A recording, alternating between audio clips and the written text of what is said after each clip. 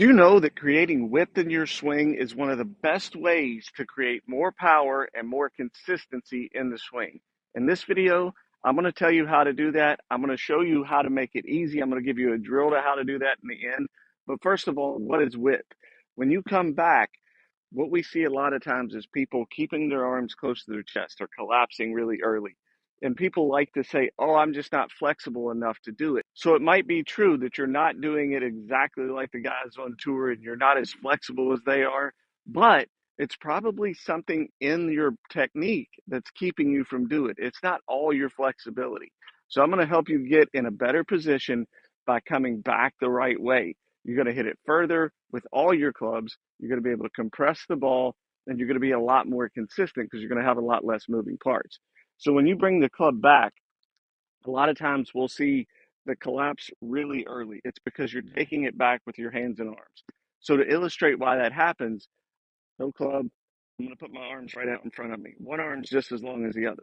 When I turn back, if I just move my arms, now I have to reach across my body. So my lead arm would have to be substantially longer than my trail arm to be able to extend.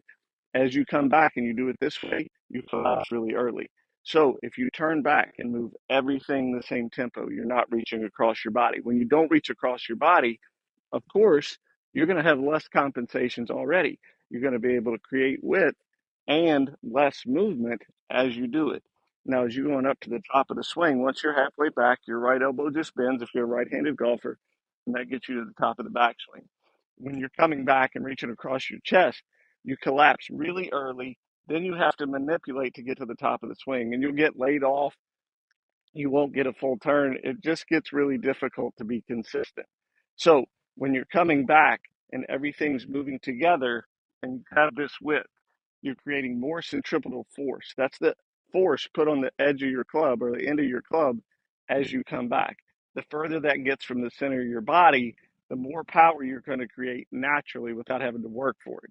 So what we want to do, the drill is you take your hands like this. The crease between your hands mirrors your sternum. As you turn back, keep that crease between your hands mirroring your sternum. It gets you rotating everything back. Be sure when you come back, your weight's going to the instep of your trail foot and that back knee is staying bent. And then all you have to do is bend the right arm. So now that we've gotten to the top of the swing and you're in a good position, it's going to be easier to compress the ball because you have width already. If you're getting to the top of the swing and you're all collapsed and then you have to go back to it, it's another variable that you have to do. It's more timing that becomes involved in the golf swing. We want as little timing as possible. And by keeping the lead arm straight, you're going to be able to swing down, compress the ball, and rotate through. So less movement, more power, more consistency. Hope this educates your game. I'll talk to you soon.